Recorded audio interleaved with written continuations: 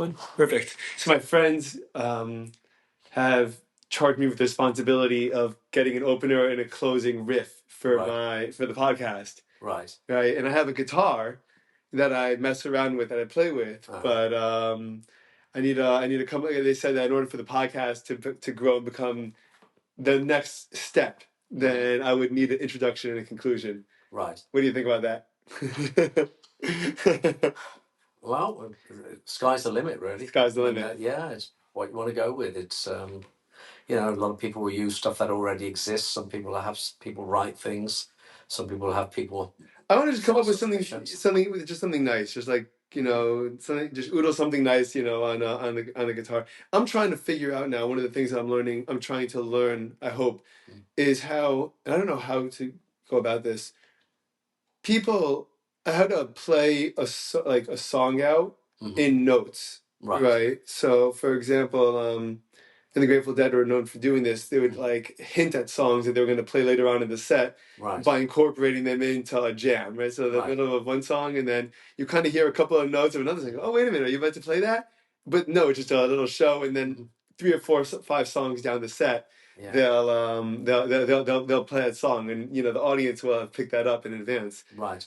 So right now, just as a musician, a very amateur musician, I'm familiar. I have a guitar. I know chords and scales. Right. And that's it.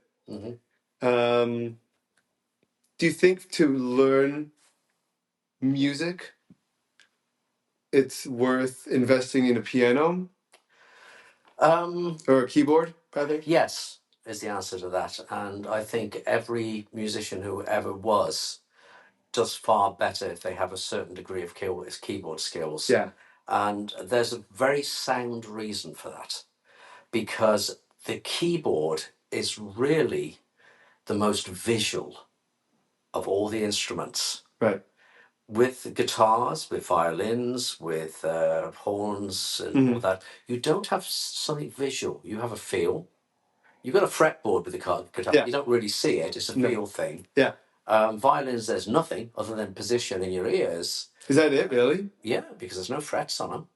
Right. You just learn positions. That's why they sound so goddamn awful before people master them, because the tuning's so off. At least with the guitar, because of the frets. It's so easy, because it's just based in your ear. Yeah.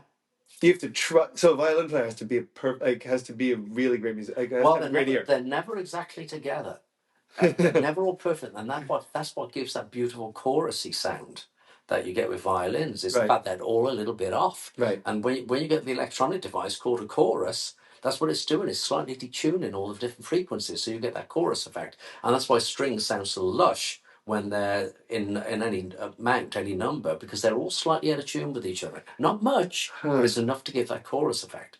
But going back to the keyboard is particularly valuable because what you see, whenever you play anything, everything's an equal distance apart. Everything's a semitone. Okay. And the way it's laid out is so you get division like that, but everything is equal. And whatever you play, you see a pattern. You see it. Yes. And what I found when I was very young was that with learning to read music, there's a connection comes between when you see a position on the page. It's a specific note. On a guitar, you can have multiple positions. Right. On a violin, you can have multiple positions. Yeah. On a wind instrument, okay, with a clarinet or a flute or a sax in that, there's still several positions that you can get the same note. Yeah. There's only one on a piano. Right. That's it. You've just got one position. So it's always the same. So you make a connection between the music and the keyboard. And then as you progress, you sort of see those intervals. You see them. And I used to, when I was young, I'd read a piece of music and I could see the notes on the piano. Mm-hmm. And it would give me a clear visual idea of where the notes were and what notes they were. Right. I think I mentioned this in the coffee shop. Yeah. That the book, Your Brain on Music or Your Mind on Music, I think, Daniel Levitin is the author. And he was saying how music activates the visual part of your brain as well. Yes, yeah. And that's why also like what you just said, like it creates images. When I went to a band called the Dark Star Orchestra, they were playing in Capitol Theater in New York, which is a great theater. It was my first time there, and and I found that the lights were almost like another part, just as part integral to the performance as like obviously the musicians were the musicians, but the lights added like another layer of dimension. Right. And light, it felt like pitches and tone would be reflected by the lights. If a song is a darker feel, you get like red lights or darker. Theatre lighting developed anyway, and you know, for centuries they've used candles and candlelight and all sorts. So it all ties into the senses. But the visual thing is very, very useful. There's also another point of view to it, which is kind of interesting. Is the process of songwriting between a guitarist and a pianist is very different. So songs that are typically written by people who play guitar don't work well on a piano or a keyboard. Right. They don't translate well. Yeah. If they're written by somebody who basically plays piano, they're very, very playable on piano. So you can take Billy Joel, Elton John, Alicia Keys, sure. You know, Lady Gaga, and all that. All the songs are very playable and work. Yeah. Guitar, Ed Sheeran. Try playing an Ed Sheeran song on a piano. Yeah. Don't work. Yeah. That's so interesting. Yeah. And that's because the guitar, I feel like, is what you're saying is it's also a little more vague.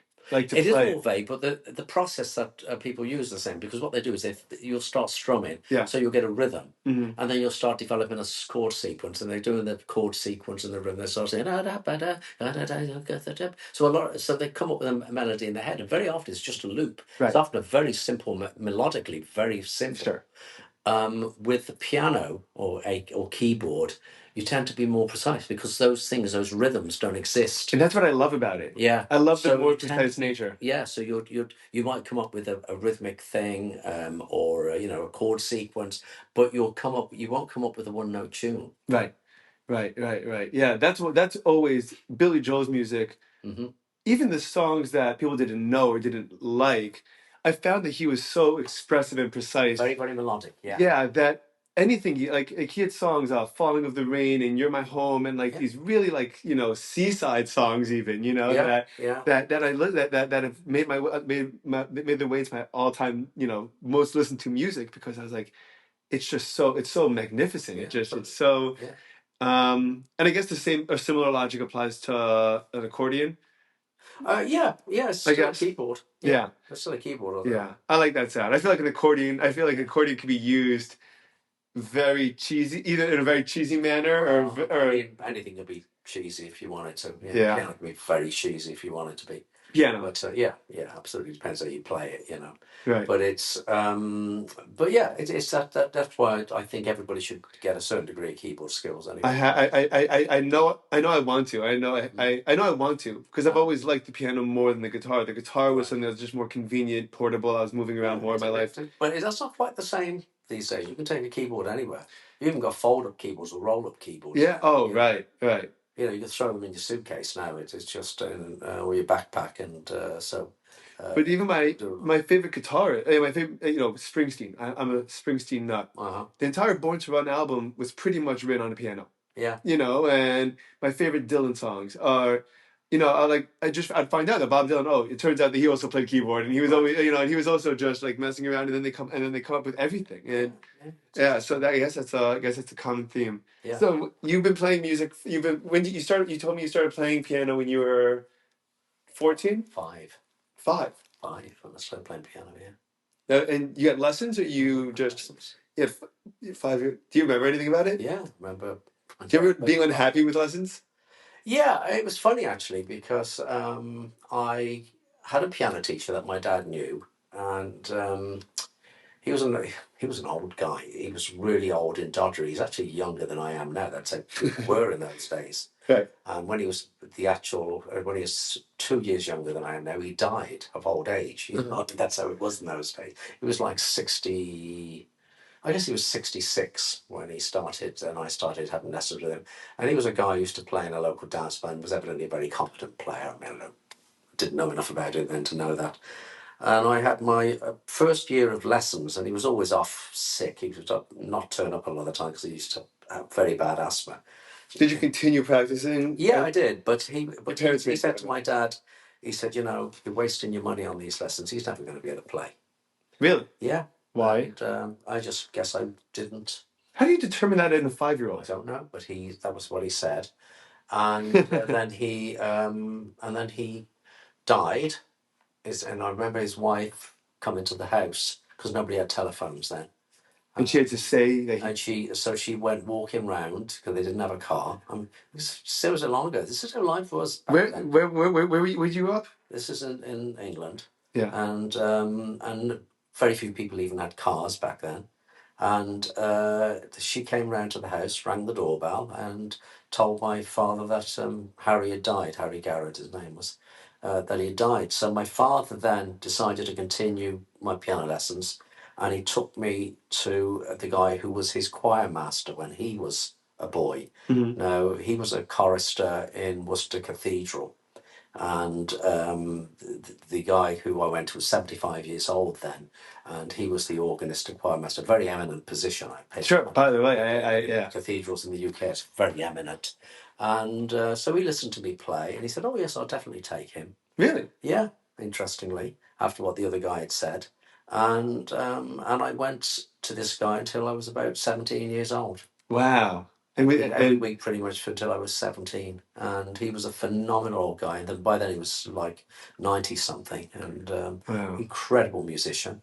He was also a friend of Algar. You've heard of Algar? No. You haven't heard of Algar? Okay, well, Algar was a composer who was born, bred, and lived his entire life in Worcester in the UK, and he wrote a lot of extremely famous works, one of which you definitely know. Okay. And we go something like this.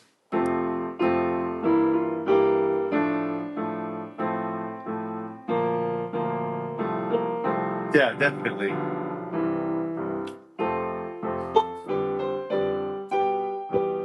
He wrote that. Wow. And it is not called the Graduation March. What's it? It's actually Pomp and Circumstance Yes. Number 1. Yes. He wrote that? He wrote that, yeah. That's pretty crazy. By Sir Edward Algar. That's got it. Wow. So your teacher was a friend of his. Yeah, and they premiered a lot of Algar's works in Worcester Cathedral. Wow. He was the music director. Algar was getting to be elderly by then, and my music teacher was a relatively young man.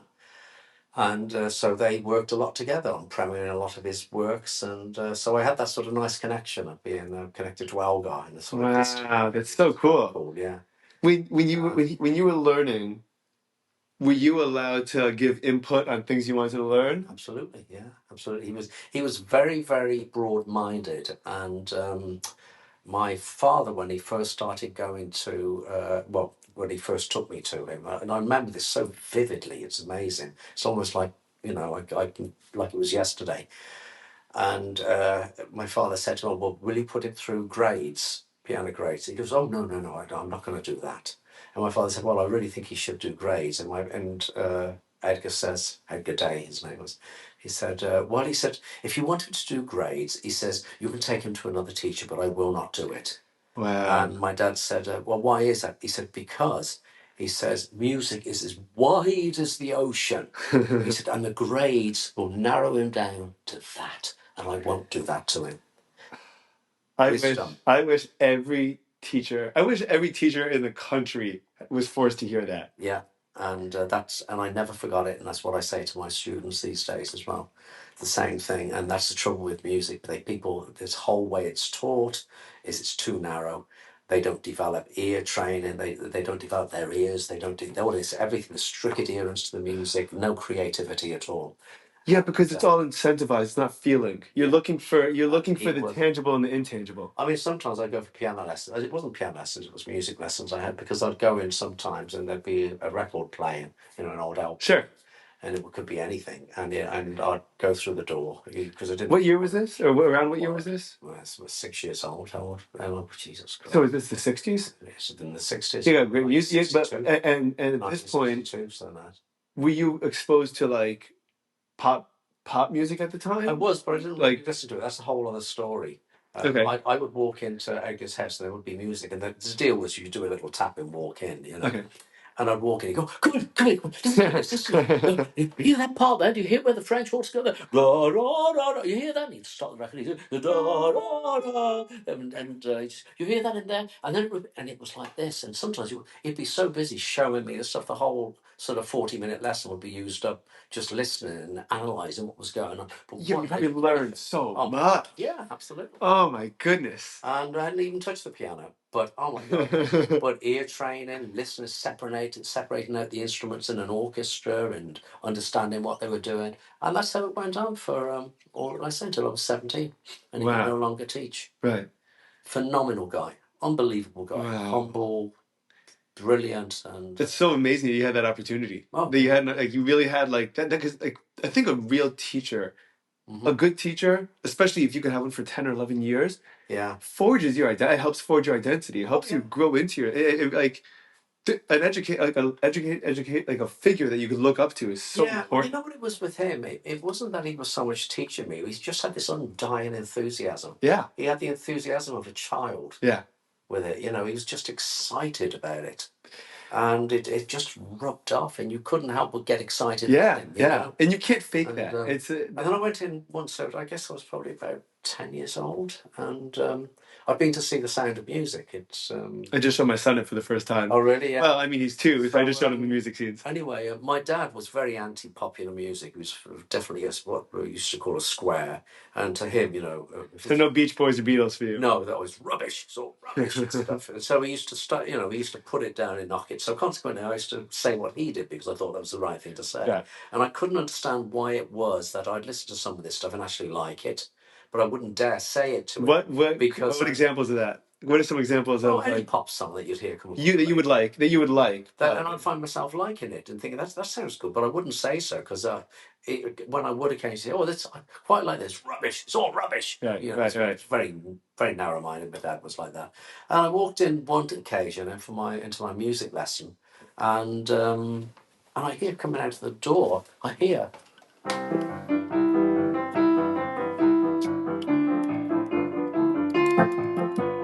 I hear that. I thought, who's playing that? I was like 10 at the time. I walk in, it's Edgar. Oh, God, come on. Listen to this. Marvellous stuff. Absolutely marvellous stuff. All that syncopation. Do you see that? All this... the syncopation's going up, and the melody. You've got to put the melody over the top of the syncopation. See that? Marvellous stuff. And it was like, oh, so it's not junk. And this is the kind of guy he was. Wow! What did your dad think of it? He liked it. Well, eventually.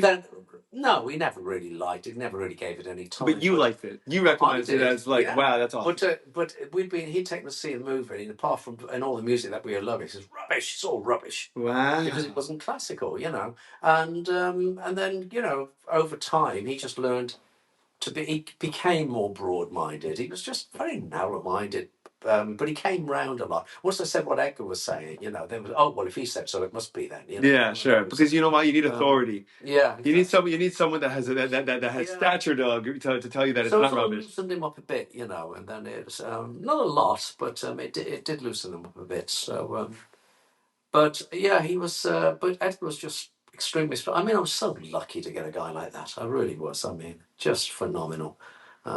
So that was my humble beginnings, And then by 17, you knew that you wanted to be a musician? No, I never wanted to be a musician. So by 17, you were very good at piano. I was good. I was making money. I didn't want to do it for a living. I never thought about doing it for a living. How did you make money? Just play local, I'd just play for dances, and I'd play in dance bands, like ballroom dancing bands, and then I'd play in rock bands, and really, and then I get into jazz, and so I used to cover a wide gamut of things, and then I ended up getting asked to accompany singers. Cool. For cabaret shows, and that's a whole different ball game. And I could read because I could read well. I could go in and take their music and accompany them, and that just started a whole different line of business. And more I got dragged into that side of things because there was relatively few people who could do it compared to people who could play in bands. And then that's really how the direction my career went after that, was just almost entirely being an accompanist for singers. And it was very, very busy in those days with cabaret shows, and it was huge in those days. So I just worked so much, and the fees were so much higher. So I was, This is all in England? Yeah, it was all in England, yeah. And and I just gradually found myself nudging up the ladder in terms of quality of people I was working with. My reputation grew. Right. And then, after a few years, I was working with all the big stars and big names, for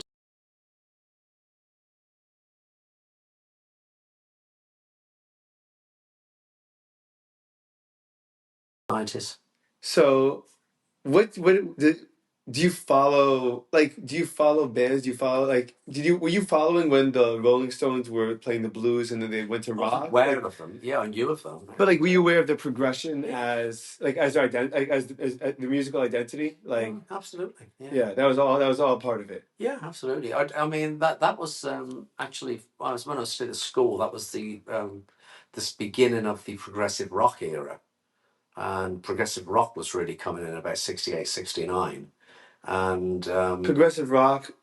What defining attributes does it have as opposed to? well, progressive rock, unlike bands doing a song, they would do like a complete work. So the song would actually be a massive work and ended up becoming like an instrumental, major instrumental piece of work. Yeah. And there were several bands. Yes, Genesis did that. Yeah. Genesis weren't a song band. They were like big works that we do. And I particularly got drawn to Emerson, Lake and Palmer, who were I don't know if you ever heard of them, but wrote phenomenal music, which still holds up today. But demanding, difficult, incredibly, outrageously difficult, complex music. Difficult to create or difficult to play? Everything. I mean, the musicianship levels was unbelievable. Right. So I got very, very involved in that. Wow. And Emerson and Palmer, we just still are. I still listen to their stuff. It still just fascinates me. It's so much energy, high intensity. Right. But there was a lot of bands like that at that time, a hell of a lot. Barclay James Harvest, where you don't even hear of them these days. I never heard of them. And phenomenal stuff. It's almost symphonic, a lot of the stuff. But it was rock. Yeah, but it was. So it had electric guitar, jazz rock as well. It became right. I love influenced music. Yeah, I love and it just incredible music. The musicianship was off the charts, and then that sort of era gradually started to die out, and then it became more mundane as it stayed, where it became like songs. Yeah, but you get bands that would do. Well, because I guess because songwriters really were becoming popular. Meaning, well, they were always popular. There was always the pop. There was always the pop side. You always had the pop music. But Frank Sinatra wasn't writing Born to Run type lyrics. Like Frank Sinatra wasn't writing. Like he would cover. Oh yeah, well, right? That was a different era. That was the 40s, where they all covered. Everybody covered the same 50s, songs. So that was started writing. That was the Great American Songbook era, and it's still around. That was great. Yeah, it's great stuff. But they didn't write the songs; they sang other people's songs. Yeah, they covered, and everybody covered them, everybody who was anybody, and they all got different arrangements. So of course they would involve an arranger. They come to somebody like me to write an arrangement for them that would be different, which is what I do to this day. That's what the Jewish music world is like, by the way. You have singers and bands, and then you have an arranger, and the arranger will there'll be three arrangers. Jewish anyway. Most of the music was written by Jews anyway. Yeah, what's his name? Most of it is Sammy Kahn. Yeah. Johnny Mercer. I think Spector, what's his name? Who is that? Phil Spector. Phil Spector, yeah. Yeah, I mean, it's all Jewish. Rodgers and Hart, Rodgers and Hammerstein. I mean, it's all Jewish. They were the big Gershwin. I mean, they were just doing right. They're all the big songwriters today. They're all Jewish. So in Berlin, they're all Jewish. They was all Jewish. The whole freaking Broadway is Jewish. Yeah, isn't that interesting? Yeah, it's we used to say it's the Jewish mafia in the business, because they really was. They control, and they still do today. Stephen Schwartz, biggest musicals out there. Yeah. Defying Gravity and all that. It's Stephen Schwartz. I mean, you don't get any more Jewish than that. No. And it still is. It's still a huge part. The Jewish influence is so massive. And what the Jews brought musically, and it was mixed in with all sorts of other cultures, because you get the Ashkenazi Jews and the Sephardic Jews. So the Sephardic Jews brought more of a Latin type. Things. I was actually I wanted to ask you about this. Yeah. I wanted to ask you about your understanding, at least, on why music from different places around the world sound like everything about it is just so it almost feels like they're not like this. Like they're not playing by the same set of rules. Yeah, like, they don't. There's different rhythmical qualities. There's different harmonic qualities. There's, I mean, the Jewish thing and most Jewish music forms on the harmonic minor scale. Yes, all minors.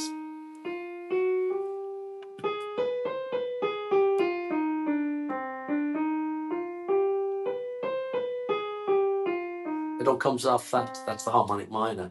Right. And Gershwin, I mean, you take It Ain't Necessarily So from Porgy and Bess, which was, you've heard of Porgy and Bess? No. I'm going to give you an education. By the way, have you ever heard the song Summertime? Summertime, and the weather is daisy, fish are jumping. One of the biggest blues number of all time. I think so. I think that one I know, but not enough that it popped out at me. Okay, well, the song It Ain't Necessarily So.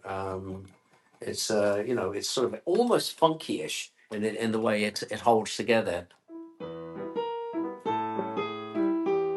I know that. Yeah? Yeah, sure. Yeah, for sure. Loch that scale. How Jewish is that? Right. Because nobody clocked it at the time. Yeah. Huh. It's summertime. Everybody knows that.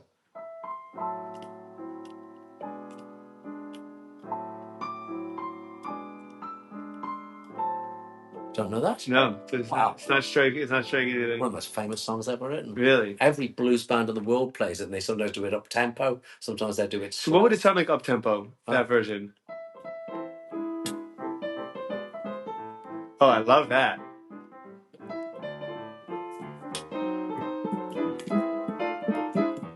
It's awesome. Yeah. It's awesome. So up tempo, yeah. I mean, Gershwin wrote so much stuff that was just amazing. And it all follow the same thing. But doesn't it feel like he had a whole unexplored part of music if all he was doing was writing based on on that minor harmonic scale? No, that's not entirely what he did. But it was just primarily. But it wasn't even primarily. It's just it slipped in, and he would use it. Right. And that's the same with all. They have their own styles and come up with various things. Mendelssohn was Jewish. Okay, he converted to Christianity later, but one of the greatest composers ever. I mean, just staggeringly brilliant, staggering, and of course some of the greatest interpreters of that music as well are Jewish. My favourite pianist ever, who's getting on now, but Vladimir Ashkenazi. Vladimir Ashkenazi. One of the greatest pianists, especially Rachmaninoff, but he's my absolute favourite of the interpretations of Rachmaninoff. Yeah, Ashkenazi were brilliant, absolutely brilliant. When he plays an interpretation of it, how close to the original is it? Like when someone does. Well, it's exactly the original. It is? Yes, exactly. They play the note. The thing is with classical musicians, their whole thing is accuracy and devotion to what the composer wrote specifically. And some of them might take a couple of liberties here and there, but it's not common. It's really. But it's in terms of how they interpret it emotionally. And how it's so interesting. Yeah, their interpretation. So they do it through the way they use dynamics and tempo. And some people that could totally change. That changed that song, the tempo just now. I mean, that changed a totally different universe. Completely changed the way it sounds by the way they interpret what's there. Yeah, that's amazing. So it's a different thing to the commercial side, which is what I'm on.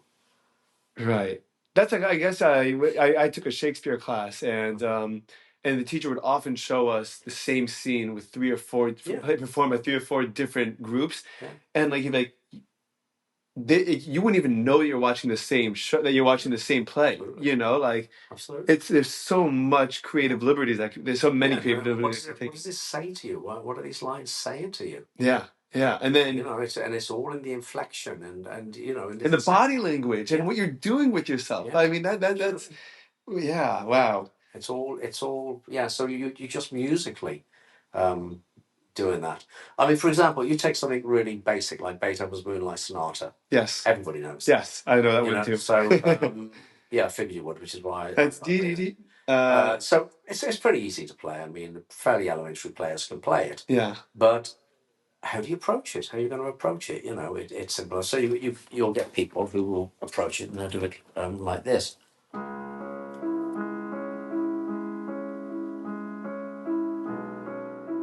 That's usually how I hear it. Yeah.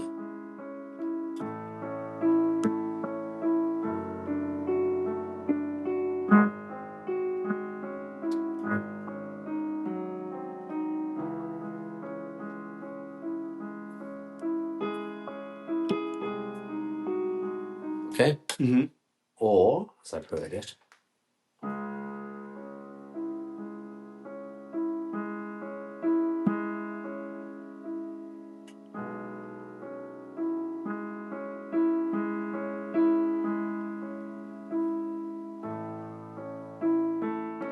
Oh man.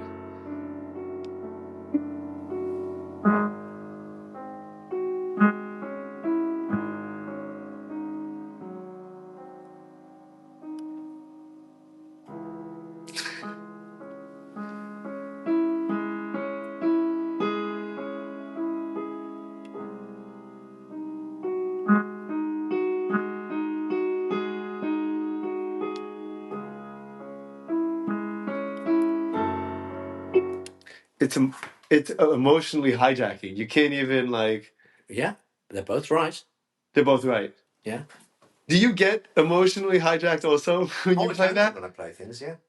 Yeah, certainly. I mean, You there's don't a get time. numb to it. You don't get desensitized to You like. can do, but also, I mean, I will play things sometimes, particularly if I'm on my own. Well, not necessarily on my own. I can be with a trio even, but I will get lost in where I am. And sometimes Kimberly says to me, "All it's like I've played something at the what do you call it at the Boca Museum the other day, and Yes, I it's was. very quiet, very very soft." And I don't even know. I don't know what I've done because people say, "Oh my God, that was amazing." I've got no recollection of it. Yeah. I'm just lost in the moment. But at the end of it, it was so quiet and it's just deadly quiet. And what we heard, all I remember from it was a wow Yeah. from a bunch of people because it had obviously hit the point. And Kim said, "I said, oh my God, that was so magic." And I got no recollection, got none at all because you're so It's so amazing. It's yeah. so amazing. It's such a. But because all you're doing is just. You're just in it. You're Just in it. you're just in it, and Yeah, you're just flowing. yeah. And That's when it's almost you become like a puppet to whatever's the going on muse. emotionally, Yeah. Yeah. Yeah. and it's just you're just in there and you don't really know what's going on. It's a very magical feeling actually. Yeah. But yeah. So I think I find myself drawn in general to people to eloquence. I find myself drawn to eloquence. And that could be verbal eloquence, that could be eloquence with music, it could be like I like the more it feels like someone is being intentional and also authentic. I'm very involved in that. So when I discovered Jerry Garcia as a guitar player, some of my some what will happen, like I feel like when he's soloing, like he's having a conversation. Like I feel like he's talking. I feel like he's like when he because he'll go on anywhere between a 2 and 7 minute jam. Yeah. And he'll carry moods and he'll carry, and like people will describe like little phrases and little moods that just kind of bring you along with him and you almost like could tell a sense of humor sometimes, or you could tell that he's upset about something, and like it's so evocative and it's so specific that do you do that, like do you have that level of intentionality when you play, that you're trying to express something? Try to. You try to. Yes, that's always the intention. To like try to express what you are. Yeah, because if you're not connected, it's one thing to play and get the notes right. Yeah. It's another thing to get lost in it. Yeah. And there's times I'll play things, and I usually do get lost in it. And that for me is one of the great things about jazz, because you can't mechanically play. Right, jazz is the original jam band. Is jazz. Well, yeah, but it's more than that, because the problem for me with classical is you've got to connect to it every time. I mean, you're playing exactly the right notes, and it's easy to get bored with things. Right. If because the amount you've got to practice classical, you have to keep this stuff maintained. Yeah. With jazz, you're playing the melody of something once, and now you're going into improvisations. You've got to be really connected to that, because you've got to keep thinking of something fresh to play. Yeah. Every single thing you play you've got to be thinking about it. You've got to be wondering where you're going. You've got to know what that connection is to the sequence, to the tune. So there's a lot going on. That's why it's so exhausting to do. is because you are flexing your creative muscles constantly. You can't doze off in it. Yeah. Once you do, it's gone. It's falling apart. That's it. There's nothing there anymore. And so your involvement's so intense from the moment you strike the first note. It's like you've got to be in there. And there's times, I can turn up and I'm not in the mood when I start these shows, but I usually get there very quickly. I can imagine. I can imagine it just draws you in. Yeah, but it's just. Got anything here? Show you. I heard, yeah. You know what? One of my favorite jazz pieces is. You're gonna laugh at me, but my English. I don't remember how I discovered it. I discovered it in college though. Yeah. Music class. I was in community college for one semester, and the teacher and I went to. He made us go to a community jazz show that was amazing. It was a chamber concert. And they played Sir Duke. That was the first time I ever heard that song. Duke, yeah. And then the teacher showed us Duke Ellington's whole Nutcracker album, like the jazz. Version of it, yeah. And I listened to it and I was like, this is one of the coolest things I've ever heard in my entire life. Like it was so much. That's the face of music. What did you think of? Did you listen to Lady Gaga and Tony Bennett's album? Yes, yeah. Cheek. Yeah, it's fabulous. It really is fabulous. Remarkable, right? Yeah, absolutely, and it's just. She's so talented. Oh, she really is, and Tony Bennett was just fabulous, and I love Tony Bennett's work, and I never got to work with him. Unfortunately, I always hoped to, and just never. Is there anything you could do about that as a musician? Well, not anymore. He's dead. I understand that. I meant, let's say 20 years ago, you wanted to do that. You have people that you knew, you could say, hey, you think, it's normally because of word of mouth, but I live in the wrong place. If I'd have been in New York, I would have stood a chance. Yeah. Let me just see. I don't even know. Or Vegas. No, not Vegas so much. Vegas is its own thing. But Vegas is all shows. I imagine there's a ton of work there, right? Where do we go? Let's have a look. Sort of outside. I don't even know where that video's gone. Is this projects, promo day? Just trying to show. Oh, Phil, just promo. For the audience, there's no context that Phil wrote this, or writes this music, and we're going to get into more. It's a promo thing. I don't think that's really. No, that. No, we don't want to play that. It's just garbage. When's the next time you're playing? Or the trio's playing? February the 13th. Another Thursday night at 7:00 at the same place. At the same place, yeah. We always do. I wonder if that's gone. But there's one here where I'm doing a solo. We're playing for this singer who just died. Sadly, this guy's only young. Really? He's a sax player and a singer. He's very good. And I went into a jazz solo in it, and somebody videoed it. Nice. And sent it to me. So this is like I can get it to play. Where is this? This is a Cafe Central up in West Palm Beach. It should play. Just there you go.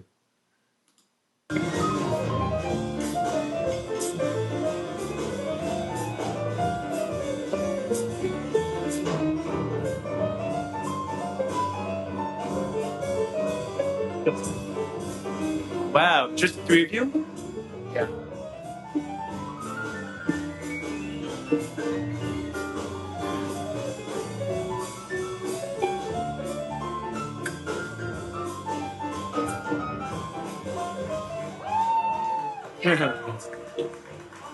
It's a fucking thing. So it's a show. We're just a company. That's awesome. And you love doing stuff like that? Oh, nothing. This is the one I was looking for. This was actually oh, there we go. That's the one I was looking for.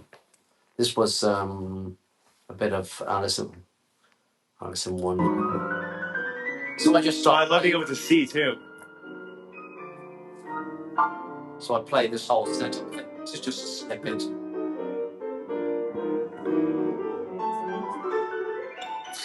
The bassist for letting you go, huh?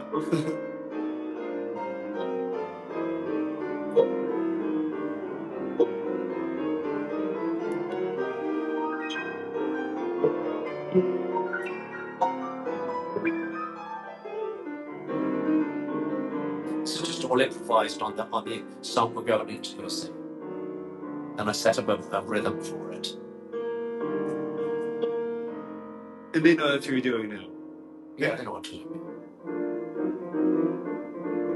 There you go.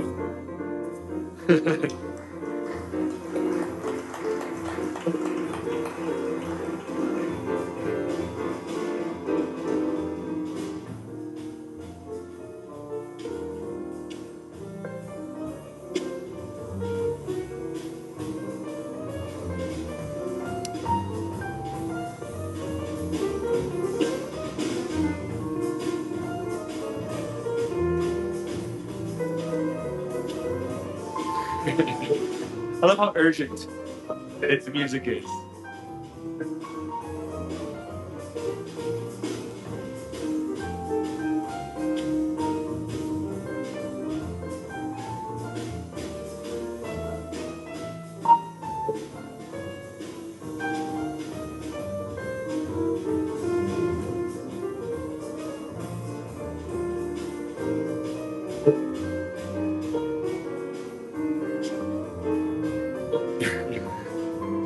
Yeah.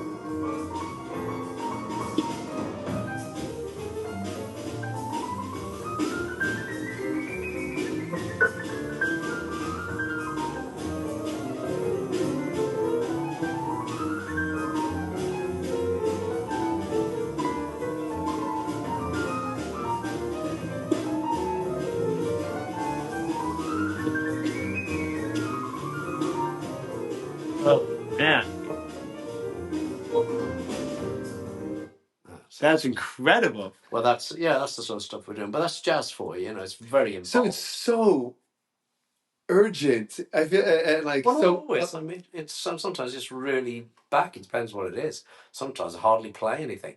But in Yeah. that one, that's one that we just have a lot of fun with. You No, know? that's great. I love it. I love Yeah. it. But I feel that's more just distinguishable to me. Like as more what I associate with jazz Right. is a little bit more of that fast pace, rapid pace. I guess. But that's what it's half notes, right? Or it's not. It's the pace is much faster when you're playing, right? Well, it depends. Once again, it depends. It's everything. It depends what you're doing. You know, it's sometimes I barely play anything. Sometimes it's just sitting on chords. You know, it depends how it gets you. And chords are generally sevenths with jazz, right? As well. Are in sevenths. No, chords are sevenths are just very basic.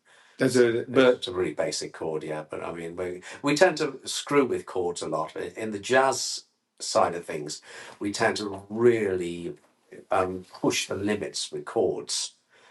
So it almost bends things out of shape. It doesn't change the melody, but it makes it seem like it bends it for sure. Bending is a good way to put it. Yeah, and it just makes you hear a melody in a different way, completely different way. So and that's all improvisation as well. So I mean, if you take something really simple like this is a good one to do with 2 chords. Everybody knows that. Yeah. Okay. That's 2 chords. 2 chords. Real easy. Okay. Mess with the chord.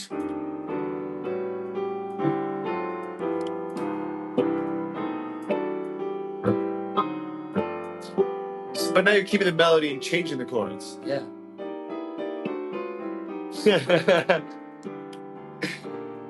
But the way So, maybe I don't know what I'm talking about enough to clarify.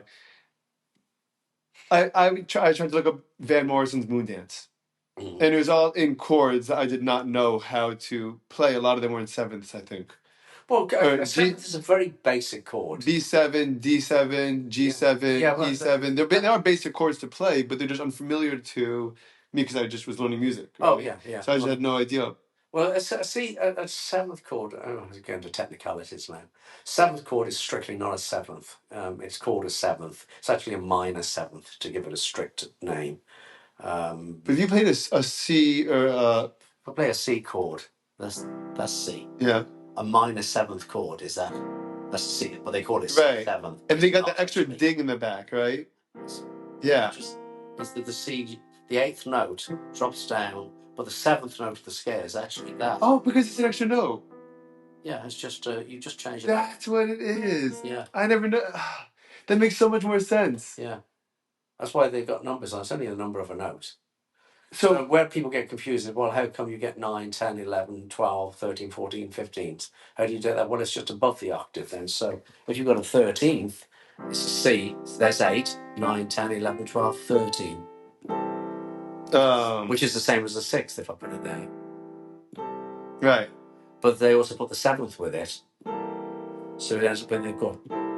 Which is a jazz chord. So now what you've got is a 7th and a 6th. 7 plus 6 is 13. There you go. That's why it's a C13. Oh, man. Are you mathematically inclined? No. No. No. Terrible with math. So you don't associate music theory with math? No. You have to some degree because of divisions in rhythmic things. So when you're dealing with rhythmic things, yes, they're all divisions of a beat. So if you've got a beat going like that, that's the quarter note in a bar, and they call it the quarter note to say there's 4 in a bar. Yeah, so 1, 2, 3, 4, so it's a quarter note. And there's technical issues with the way they call it that as well. It's an American thing, quarter note. Yeah, we ruin everything with our measurements, our bizarre measurements. It's actually, the rest of the world is called a crotchet. So you call crotchets quavers, semi-quavers, semi-demi-quavers, hemi-demi, semi-quavers, and breves and semi-breves. Makes more sense actually, but the Americans simplify it down, which it works to a degree, but then it falls apart when you go to extremes. But working on the quarter note basis, so it becomes 1, 2, 3, 4. So if you want to do what they call an eighth note, just going to be half of a quarter note. So with that same 4 beats going, 1, 4, 5, 6, 7, 8. So there's the eighth division. Right. It's 16ths. It's going to be 4 to each beat. So 1, 2. So it's. Oh, I see. So they're just divisions. I see. Divisions. Oh, interesting. And what would you say the difference? Because you mentioned this, I'm curious again, but you said there's very little difference between blues and jazz. In terms of genre music. Really. Why do you say that? Because it's just improvisation over a theme, or over a chord sequence. But the only thing is with blues, it works to a 12-bar sequence. And the 12-bar sequence is always pretty much the same. There are variants on it, but it's pretty much always the same thing. It's a 12-bar sequence. So you get, putting the bass line in, C. So 4 bars of that. 2 bars of F, back to the C. Oh, D minor, G, it's back to the C. Right. So that sequence, that was 12 bars. But culturally, they're different. They're completely different worlds, right? No, not really. No? No, not really. 12 bars is 12 bar. And every blues song you'll ever hear has got pretty much the same thing. They vary it slightly. There's twists and turns, of course, as they do with everything. It's basically the same thing. And then what they'll do is they play licks, what they call blues licks, over those chord sequences.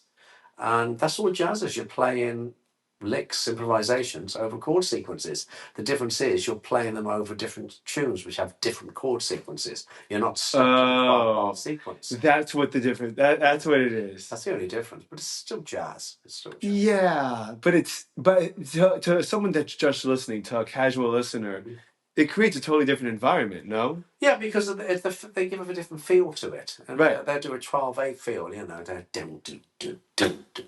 12/8 feel. But you still use that in jazz with certain songs, you know.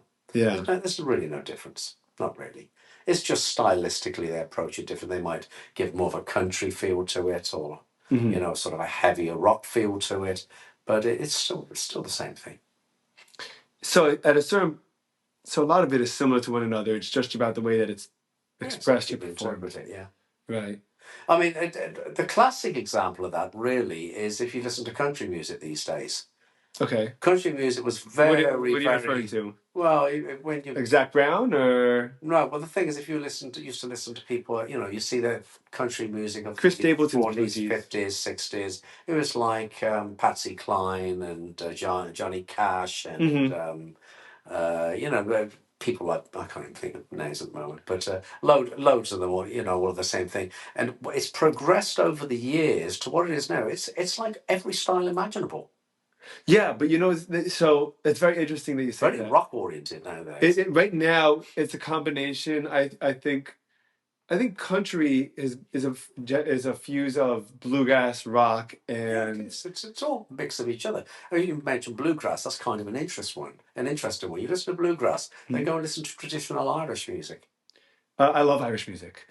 I love Irish. Almost identical to bluegrass. Yes. Why? Because of the Irish influence back in the 1800s during the potato famine and all that. Influence too. They all came to America and influenced the music. But bluegrass is more precise, right? No, it's not. No, it's not. It's all, most of it's, you know, they got their sequences, they've got their styles of playing things. They merged the music of the of the South and of the Irish style, and you've got something which is like and that's what more music is. It's just merging of styles.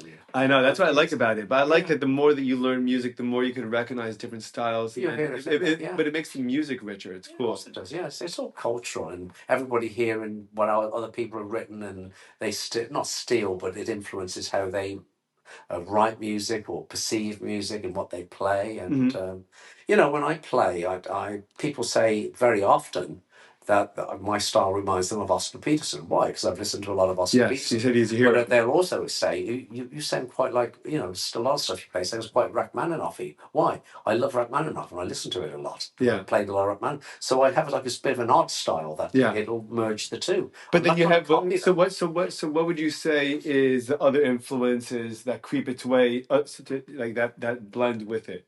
Let's say if you're playing a song that's influenced by Oscar Robertson. Who? Who'd you just say your favorite Robertson? Peterson. Oscar Peterson. I apologize. Yeah. Oscar Peterson. You being influenced by him and what else? Rachmaninoff, maybe. Or maybe somebody unrelated. It depends. Yeah, that's what I'm talking about. I couldn't even think off the top of my head. And sometimes I don't even know what it's influenced by, but it'll just carve out something, will connect, and I'll go into something. And that's the thing with improvisation. But you've got to remember that every single piece of music ever composed started out as an improvisation. Yeah, well, sure. Everything's improvised. Yeah, sure. And something influenced it. Yeah. I had to do some recording.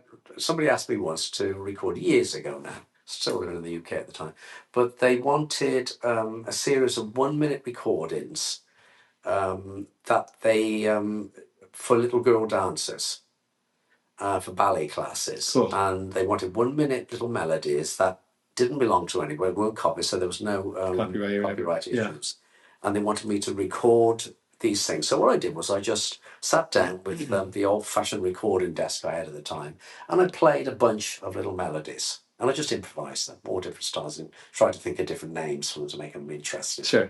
And this one, I can't remember how it goes now, but I played it, completely improvised, and these tapes sold really well. I made quite a bit of money out of them. Oh, really? And it was a company that supplied goods to ballet dancers and ballet schools and things like that. I ended up doing a series of like 6 of these albums of just 1 minute, 20 minutes, 21 minute songs. No, 1 minute songs, 20 of them on a cassette. In those days it was cassettes. So much fun. And anyway, I was driving back from a gig late one night, and this piece is on. I was listening to the classical music station, and this piece of music played. I went, it was actually one of the pieces I'd improvised to the note. Wow. And yet I would have guaranteed you I improvised it. Yeah. There was no cheating. I would have guaranteed you. Wow, that's so crazy. But I didn't. I didn't cheat it, but obviously it's something that was in my memory somewhere. Sure. And I didn't know what it was called, but I'd obviously heard it and remembered it for some reason, and forgotten that I'd heard it and remembered it, and I thought I just improvised. Wow, that's so interesting. It was too exact to have just been coincidental. Sure. You know, so that's the kind of bizarreness of it. Wow. Okay, I want to talk more about your experiences, your professional experiences. How long have you got? How long have I got? Plenty of time. What has been either the most fun or the most difficult job that you've had, or I guess experience that you've had? The difficult part is easy one. There's lots of those. Some have been extremely difficult and very, very demanding, and there's Is that just when it comes to so creating music or to performing it? no, Or either with performing or this element of having to sight read things and perform it straight off and do it like you've done it all your life.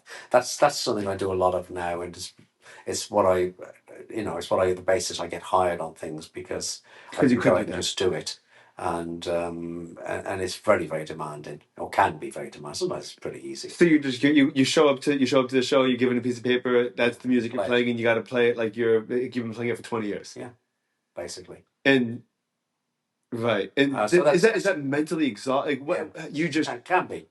Can be. Some of it's not too bad. And it's something you get better and better at. But it's one of the reasons I work so much is because, relatively speaking, there's plenty of people who can do it, but relatively speaking, there's not so many. In terms of yeah, how many sure. pianists there are or musicians there are, and so we'll turn up with a band. There'll probably be 5, 6, 7, 8, depending on what it is that night. None of us often have worked together before. I did a gig Does that on impact the Saturday night. quality of the No, performance? because they're pros. We just do what we got to do. I turned up to play the other night for something. There was only one musician I'd ever met in my life before there, Does that and there was 6 of us. okay? And we were going to read. So it doesn't affect the quality. It doesn't affect the music. Does it affect the environment of the music No, of the performance? No, no. because you guys feed off each other's energy and Yeah, but we do that anyway. But we're what they call the old name for it used to be session musicians. yeah, sure. And that's what we do. We turn up, we play, and we go home. And you get a quick run through, a quick look at it, and that's it. You move on. Right. And then you've got to play for the show. Right. And when you're in the studio, you play for the recording. That's what session musicians do. And you much prefer playing live than in the studio. No, it doesn't bother me. No, Either one doesn't matter. No, it doesn't bother. I actually like studio work. What's studio is studio work as It's more intense. it's more intense and it's also very time consuming, I imagine, right? It can be like anything else. It can be very quick and could be. But the trouble with studio work is there's no room for error at all because if you make a mistake, you've got to go back and do it again. Right. That's what I was referring to. So with live work, once a mistake is gone, it's gone. That's it. Yeah. So there's a little less pressure in those terms. But I'll find that, by the way. Like if I'm like recording myself playing a song and yeah. I'll feel good about it while I'm playing it and I'll listen back and I'm like, oh crap. Like I just like, like what's that sound? It's so like, it's so annoying. I didn't notice Today's technology does allow for you to fix things much more so than you used to be able to. Yeah, sure. So it's not quite the same intensity, but even so, you're working on the clock, so you don't want to be losing time going back fixing things if you can possibly avoid it. So from the most difficult, and what was the other question you asked? And the most enjoyable. Most enjoyable was my time with a British singer, who was Britain's Tony Bennett, and you won't have heard of him. Okay. His name was Vince Hill. Okay. And he was like Britain's Tony Bennett. Oh, I looked him up today. Actually. Oh, you did? Yeah, I did look him up so today. He was pretty huge. Yeah. And I was with him for 12 years as his personal pianist. And what was he like? Oh, super. I mean, just the best. Him and his wife, and they made your family. We were best of friends right up until he died, which was in July last year. Really? Yeah, he was 91, I think it was. And you guys are best friends? Oh, absolute best of friends, but they were like it with everybody who worked with them. If they liked you, you became family. Wow. And they treated everybody. I feel like you don't hear that about musicians too often. Yeah, not with the singers so much because they can be very difficult sometimes. But I'm trying to find it here, just to give you a sort of taster of. Let's go back a bit further. We went over there for his 85th birthday back in April. It was actually his 87th birthday. He always made it. He was 2 years younger than he actually was. But that was something he used to do because it just looked better, as he when he was in the business when he first got in, trying to be a bit younger. Not when I'm sure you're familiar with that. The Dave Brubeck quartet. So my uncle introduced me to their music because he said that when he was in college, he loved their music, and he and his frat brothers got them to come and play for the fraternity. And I noticed that I noticed that he did a whole album of just Disney music. All right. And Louis Armstrong also did. He did a whole album of Disney music. They the early Disney stuff, like the 50s, 60s. Which one was he? This is at his 85th birthday party. That's my wife giving us with Vince there. Look. Oh man, that was the relationship, you see. Yeah, of course. That's so nice. Yeah, that's especially for someone, for someone as as big as he was. If he was Britain's Tony Bennett or England's Tony Bennett. Yeah, and that's how he looks like a sweet guy. Oh, just, and they just always treated me so well. It's just stuff down by the river there with it. But yeah, just the best, absolutely the best. And there he is, getting singing. That's another famous singer in Britain of the time called Anita Harris. She was there at the party, and I think that's me getting on this. I think that's me up there. And all these guys and all these musicians, they love music at all their events, right? Oh yeah. I mean, I think that's actually me sat at the piano on that. I think I got up and played. But actually play. You could give it a little zoom. Yeah. So I got up and played with him. There you go. That's what it says there. And say, oh look, but I don't know why it's not playing. Or perhaps that's just a photograph. I guess so. I guess that's just a big picture. But I think that's the. It's not down. Oh, there we go. That's the. Yeah. I think he said. So would he sing? Anyway. He would sing the same type of great songbook kind of songs, or he would sing, the classic, all the classics, the ones that Sinatra and everyone was covering at the time, Dean Martin and he had like 45 top-selling albums. That's pretty good. Oh yeah, he was huge. And you would tour all over the world or all over the country? We did some tours of Florida. That's how I come to Florida in the first place, actually.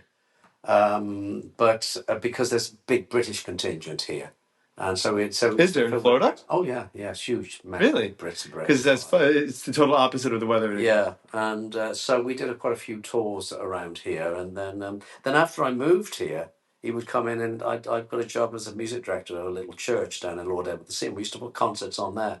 Oh, that's fun. So, and nobody knew who he was. Right. But the Brits knew, and they used to come, and he used to absolutely pack the church out. Really? And he just did it for the fun of it. He'd come and stay here. Yeah, there's videos of it on. So much fun. A lot of music evolved from church music, right? Oh God, yeah. Huge amount. That was the Blues Brothers movie. Remember that movie with Dan Aykroyd and John Belushi? And they had the whole church scene. Yeah. But that was the root. Well, that was the root of jazz. Really, was church music. Oh, was it? Yeah, because the sorry, I saw something there. The whole thing with jazz was that it came out of spirituals, out of Negro spirituals, and that's where the. So I just need to look something up. Somebody's asking me about something here. 21, 22. Yeah, I can't do that. Okay. Yes, and sort of blues developed out of spirituals, and jazz developed out of blues. Yeah. So that was that was the sort of and soul.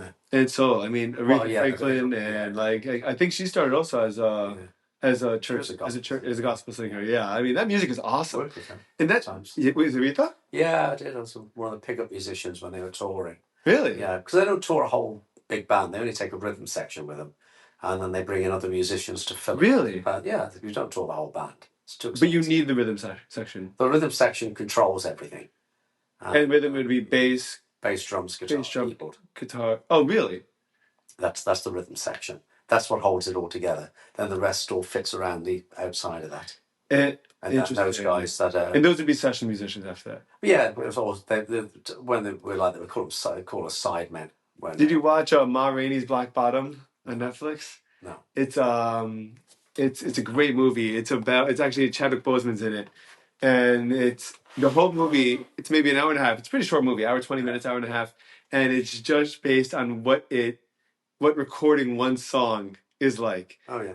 And you have Ma Rainey who's a singer, and then you have the band who's like an all of her, but even within the band they're competitive at who's going to get the attention from her, and then you have the studio side of thing, and you have that sounds like more little fiction added into Well, I'm sure. I mean, I'm sure it's Hollywood-fied, Yeah, but yeah, it tends studio work tends to be fairly chill, you know. really, Yeah, nobody tends to be pulling stunts or trying to get attention. It's very laid back. It's get the job done, you know. It's all it's about. It's pretty laid back generally.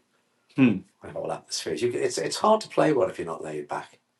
There's tensions. It doesn't go well. So the Yeah, whole we thing. hear a lot of stories about a lot of tension within bands. I mean, Well, within bands, maybe bands are a different thing. Bands are a why? different thing. Well, because they create together, and they sort of work together all the time, and they create songs together. Right. But when you're an artist, if you're an individual artist and you're employing musicians to work with you, Yeah. they're calling all the shots. Our job is just to supply and make it happen for them. So it's not about a personal ego. That's why Springsteen's called the boss, by the way. Oh, is it? Because he's like, I'm taking all the risk. He goes, but Yeah. I get creative independence, and, Yeah. and the band just like, Fit in with it. and just he just decided to take them with him forever, but he Right. didn't have to. Yeah. He could have. Well, that, you see, that's what's happened with me and Vince. And you know, once you were in as a musician, you stayed. I was with him 12 years. You know, the guy previous to me was with him for 21 years. And so, you know, they're long-term commitments usually. If you get on, you get on. And then you get the opposite end of the spectrum, which would be like Crosby, Stills, Nash and Young. Or Crosby, Yeah, Stills, well, Nash, yeah, who just another example is three Engelbert power Humperdinck. trips or Yeah, four well, power Engelbert trips. Humperdinck's another one who goes through musicians like nobody's business. I lasted 2 weeks with him. That's all. With who? Engelbert Humperdinck. Never heard of him? No. Oh, he's another big 60s singer. Oh yeah. And yeah, I lasted 2 weeks. We nearly came to Really? blows, yeah. Because of you, like you couldn't put up with him. Well, he's just a nasty bastard. And he's just rude and insulting. And but like, but you were just, I don't want to deal with a guy like this. I basically told him to go fuck himself. Yeah. And so, you know, so that was it. I was out, and I didn't care. I don't work with people like that. Yeah. I'm not going to do it. I don't tolerate it. So most people are desperate for the work, so they kiss his ass. Yeah. And or for the name, the reputation. Yeah, he's got the reputation for it. But I mean, I knew about it, but I said, well, I'll try it and see. And I went over to his house in Beverly Hills, worked with him for a few days. He was fine. And then we were on tour, and I heard him speaking rough to people. And he'd have people he would call to his dressing room after the gig who would be ripping your asshole with him for some reason. They hadn't really done anything. It's just him. It's just all in his head. And then it was my turn. And he started, and he got more than he bargained for. Right. Because I don't take that shit, just like I was telling you earlier with the... For that. And I basically told him to go fuck himself. And that was it. I was fired. I lasted 2 weeks, so that was it. Gone. Michael Bolton's, you know, the singer Michael Bolton. I love him, yeah. Yeah, well, his pianist did it for one gig. Went to work for him to play something, and he started on him the afternoon they were doing a rehearsal. No way. A rehearsal that afternoon, and they were doing the gig that evening, and Engelbert just started on him, because I think he's bipolar, actually, and he just immediately started on this guy, and this guy didn't say anything, and he went through the entire rehearsal. When it came to the actual gig, he rounded up all the musicians to go on stage, and he was nowhere to be found. He'd gone. He just left. Got on the plane, went. That was it. Good for him. And they put him in a pickle now too, right? He was in a right mess then, yeah. Right. And so I guess they struggled through the show, but he just left, and he just didn't argue, didn't fight, he just walked out. And Engelbert's entire existence is peppered with musicians with stories, you know, of how they just have, you know, so always just fired them at the drop of a hat. So excuse me. Yeah. So there's I find that there's far more talent in the world than there is fame anyway. Oh, you know. Yeah. Well, the trouble is, you know, so the average person, if you're not famous, you're not successful, and there's tons of very, very successful musicians you never even heard of. Sure. Never will heard of. Well, that's why I have fun going to local places. Yeah. Because you really do find a lot of talented people. Yeah. And there's people, you know, who never even make any money out of it. Incredibly talented. Sure. But I don't care. Like, I mean, good music is good music. And if I hear someone talented, I hear someone talented. Yeah. So there's some good stuff out there. You know, there's some really good musicians out there. So I've noticed that you don't have a lot of preferences. Like, music's just music to you. Like, you don't care whether it's scoring, whether what genre it is, whether it's solo work, studio work, live work. Don't bother me. You just want to be playing music? Sometimes, and sometimes I'm happy to just sit here and work on scores and what have you, and or write charts up, and Other times happy not to do any music at all. It's whatever it is. I've Yeah. been doing it a very long time. I mean, I've been doing this since. I mean, I started getting paid to do music when I was 13. Right. And I've been doing it ever since, and that's pretty much all I've ever done. I mean, So what happens when you burn out? Which I'm sure you have. I do burn out. Yeah. So what do you do? So go on a cruise. Yeah. Yeah, we literally book a cruise and we go away.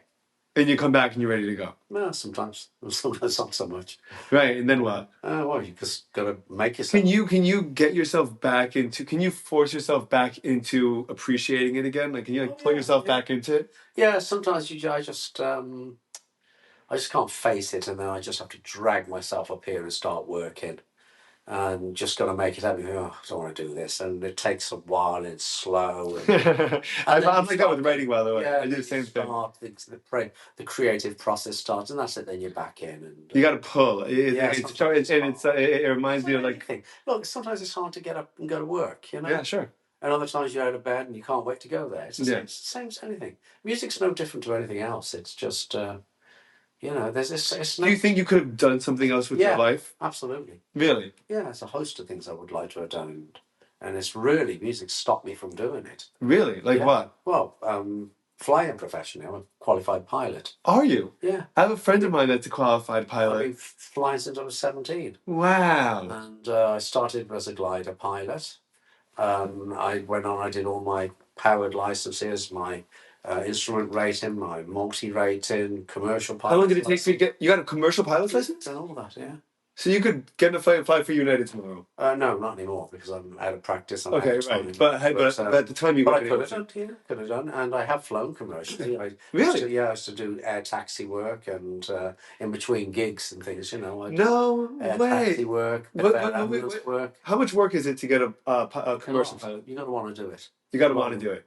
They weed people out. You can't. No, they don't weed you out. I mean, they weed out people that aren't committed to doing it. No, it weeds you out. If you can't put the time. Yeah, that's what I'm referring to. Right. You've got to want to do it. There's a lot of work involved, a lot of study. Is it years? Pretty much, yeah. It's about 2 years. If you do it full time, it's probably 2 years. You go to a full time school. Yeah. You're looking about 2.5 years. Wow. To do it. And where'd you fly? What flight? Where'd you fly? Well, I did all my training in the UK. Then I did some training over here actually, and I converted my CAA licenses to FAA licenses. And in my early days here, I did a bit of private work for executive work. Yeah. Really? Yeah, and but the music work. What was that like? Right, and I said, well, it's just. Once again, it's like any other job, Was it fun? Did you? Yeah, I love flying. I love flying. You could have done that. Did you pick a co-pilot? Did they assign you one? I was usually the co-pilot because I didn't do enough to be the captain. Gotcha. So I was generally co-pilot. I did a few where I was captain. What are pilots like? Oh, people. I know they're people. Are there certain types of personalities? Do they have like a tendency to be? They tend to be a bit A-type personality. A little bit A-type personality. A little bit because we have to be. You've got to be extremely picky and touchy about, really on the ball and aware of everything, and got to be certain everything is just so. Because you get a fault in an airplane, you can't get out in the wing and fix it. Sure. So you need to be. You tend to be A-type personality, but yeah, people. My friend was telling me that one of the things he was learning, it really blew my mind, was that he goes, if your plane is going down. Mm-hmm. He goes, people's instinct are trying to pull up and try to help yourself. He goes, you have to retrain. You have to go down as fast as you can for as long as you can, and then pull up. What? No. He said that you have to pull up, but he says you need to get that time where you're building up speed and momentum that you can pull up and glide to an end. Well, no, you want to maintain altitude. You go. If you're crashing, if you lose power, is that what you're talking about? No, I'm talking about if you're nosediving. Well, yeah, but there's going to be a reason why you're nosediving. Your engines are out. Okay, if your engines are out, you trim the airplane for what they call best glide. Which means preparing it to glide. Because airplanes don't nosedive when they lose power. So what do? They glide. Really? Yeah. They're too heavy. No, they glide.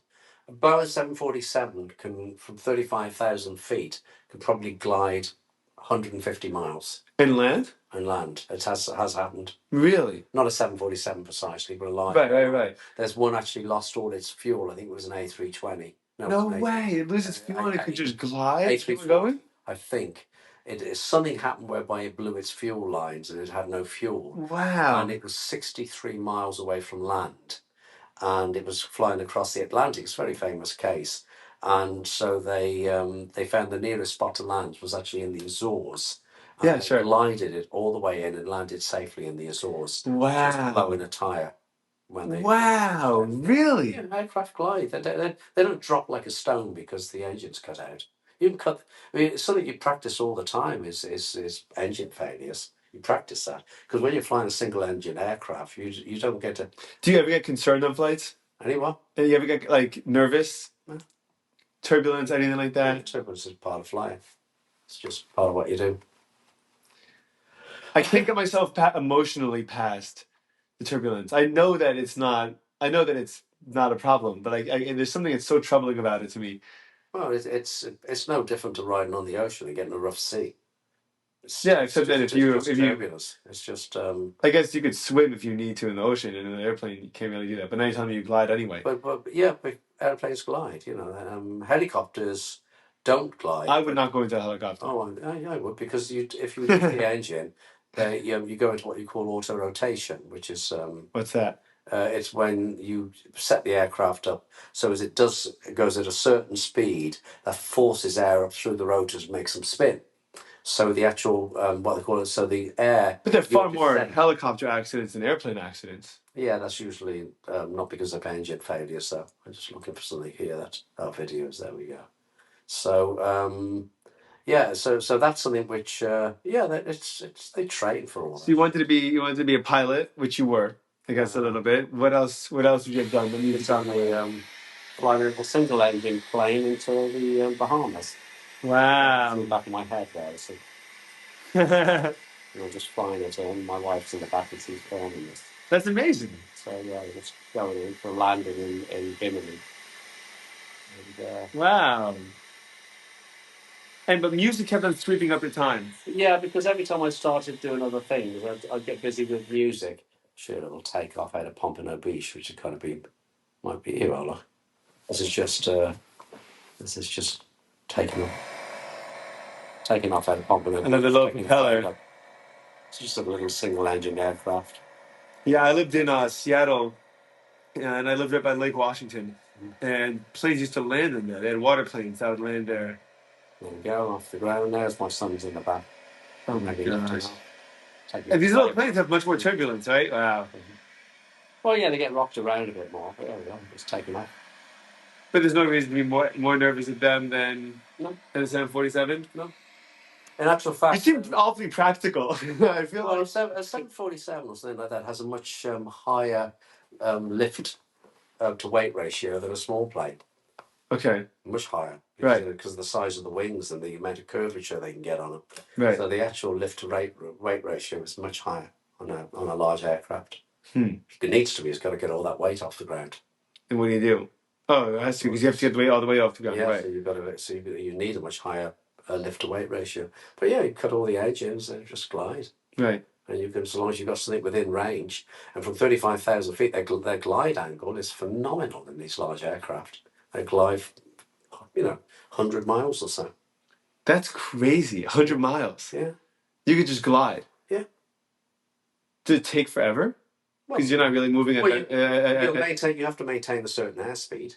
Right. And that's what they mean by best glide. It's got to be a balance between the rate of descent and how much descent you need to maintain the airspeed to keep flying. So there's a point at which you get the best balance of speed. So as you keep flying, because if your airspeed gets too low, you'll stall. Do you have to know the math behind that? Yeah. But that's part of education. Yeah, it's all part of what you learn. But you have very strict parameters. It's all written out. Yeah. For the aircraft, so you know what best glide is, and if it so it maintains. It's so cool that you do that. Yeah, I haven't flown for a few years now. I just don't do it anymore because it's very expensive. I've heard that. So my friend took my friend 3 years to get just the private license. He's like, because it was so cost prohibitive. Ridiculous price. So I've done enough. I got over 3,000 hours. So I I don't do it anymore. But it's I have an uncle that was a professional skydiver. He loved skydiving. Oh, really? Yeah. He was the videographer, so he would be the last one on the plane, last one out of the plane, and he would hang on to the side of the plane while everyone's jumping off, and you'd see, from his angle, the camera would be on his helmet, and then they would all take turns doing different, air maneuvers, I guess, as a fly crew. jump plane from years ago. Oh yeah. Yeah, I used to do that's part of what I did for our building. So I fly the jump plane for parachutists, and it's amazing how many cool jobs and gigs there are that you can get. Like so many people feel like all they can do is like be an accountant or a teacher or a nurse, and you're like, okay, well, I mean, you could fly stunt plane. Stunt planes you could do. Apparently, what's it called? Keanu Reeves, I believe, started as a stuntman, and then like a director on a low budget movie or something he was supposed to do quit, and he just knew so much technical filmmaking from being a stuntman that he was pretty much able to take over the show. Sure. But there's so many. It's cool how all this stuff is so translatable. Yeah. I'm gonna have to start wrapping things up a bit now. Sure. Have you got any more questions you want to? A couple more, yes. Sorry, yes. I wanted to know your experience. You were growing up with some of the best scores, or some of the most, I guess, legendary scores, right? That's in John Williams. What do you mean by legendary scores? I guess film scores, movie scores. Yeah, okay. Right? Yeah. You got Indiana Jones, you had Star Wars, you had Jaws, you had... Well, that's all John Williams stuff, which is really pretty phenomenal. Yeah. Was that something that when you were listening to it in theater, did that blow you away as a musical act? Or was that something that you were just like, oh, I could do this too? At that point? Listening to, well-written orchestral music has always fascinated me since I was a little kid. Because you pick it apart and you identify it. Well, not just that. It's my dad introduced me to a lot of classical music very early on. From like about 3 years old, he was playing a lot of classical music to me. Mm-hmm. So I sort of grew up with it, and it always fascinated me how the orchestra worked, and how it all came together and all that. So yeah, I was always fascinated by that. So it wasn't any one composer in particular. It's just a multitude of stuff, from all the great classics to film music to you name it. And I still have a fascination for it. And I still hear things these days, and I think, how do they do that? What they do is different. That was different, What do they do? So it's almost like it makes you curious. Well, the thing is, you've got to know the problem with a lot of people, most people, is they don't know how to listen to music. Okay. Most people don't know how to listen to it. They hear the sum total of something. They hear the product. They don't hear what's going on in it. Right. They don't hear the individual components of what's going on. They hear the sum total. Most people listening to music, if it's a song, will only hear the singer. They won't be aware of anything else. Yeah. And it's only when you start trying to break it, if they're interested enough, you try and break it down. I mean, I'll give you an example. I was in a pub, I'm going back a long time now, but I was in a pub. It used to be a British pub down the road. And there were these two guys in there. One was playing piano, the other was on a sax. They both sang. And I was just in there having a drink with a bunch of guys. And I hadn't been in that place very often. These performers were in there regularly. And they were raving about them. They were so good. And they were good. They're very, very good. And the one guy said, they said, I forget what it was that brought it up. But anyway, I said, yeah. I said, they're great. That's what I thought, because I know I'm a musician. What do you think? I said, they're great, yeah. I said, shame they don't have a real band, though. I said, they're singing to tracks. And they all simultaneously said to me, they're not don't play to tracks. They do everything live. And I said, no, they're playing to tracks. No way. And I said, yeah, no. He said, they do it all live. I said, where's the drummer? And so they go.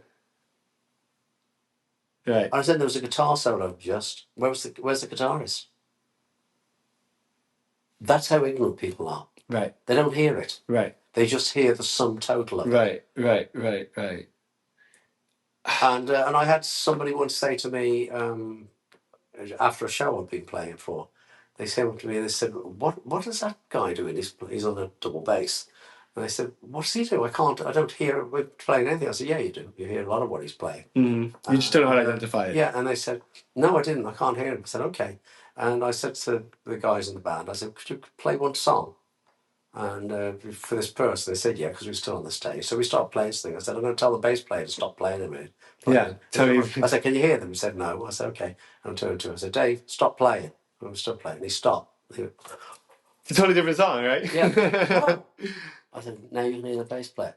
That's how ignorant it is. They hear the lump thing. They don't hear what's going on. Musicians, usually you'll find, and once again, I'm generalizing, you will find that musicians, you go to a club or something like that, they don't dance.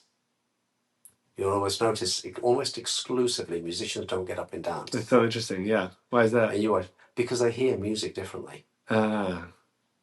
Most people hear a beat and it gets them going. Musicians, the beat is something that's just in the back of the mind and they play to it. It's not something to get you moving. It's something, it's a clock. Right. That's all. And they don't hear it in the same way. The relationship is not one of moving around and jigging about. The relationship is locking into it.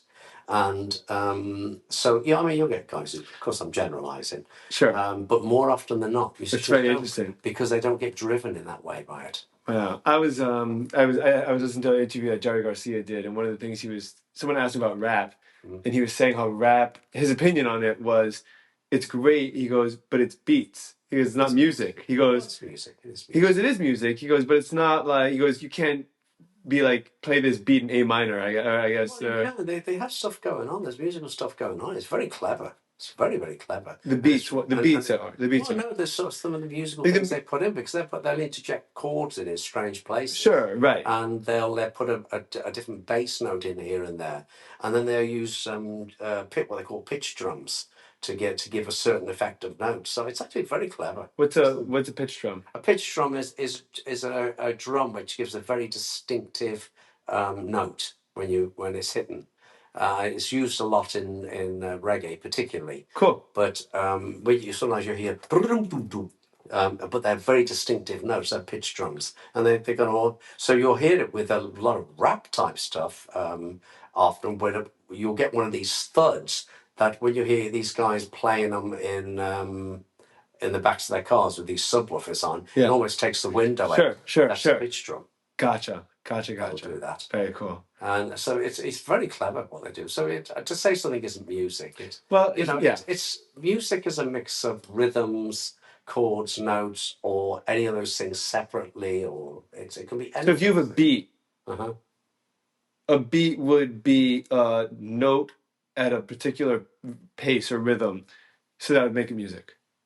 Well, that's what makes a beat. That's what makes a beat as opposed to a note. No, a beat is just a division of time. That's all. That's all. It's not. I'm talking about like a rap beat. I'm talking about well, when they refer to beats, that's a bit of a nickname that's come along now. It's a rhythm. Oh, so it's a rhythm. So it's just it's a rhythm. But they call them beats now. But it's a rhythm. They come up with a rhythm. Right. That's all it is. Okay. Gotcha. That's all. Phil, thank you very much for doing this. I really appreciate this. Thank you so much for taking the time, and I'm very excited about this. Thank you. Good, yeah.